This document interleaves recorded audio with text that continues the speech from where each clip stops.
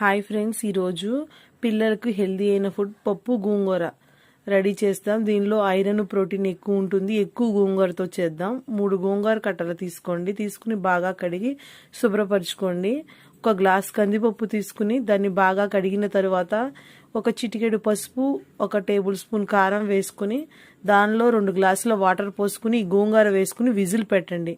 Whistle పెట్టి ఇది 3 or 6 whistles are 7 whistles వచ్చే వరకు బాగా ఉడకనివ్వండి. ఉడకనిచ్చిన తర్వాత ఒక బాండీ తీసుకుని 3 టేబుల్ స్పూన్ ఆయిల్ వేసి దానిలో ఆవాలు, జీలకర్ర, మెంతులు, వెల్లుల్లిపాయలు వేసి బాగా వేగనివ్వండి.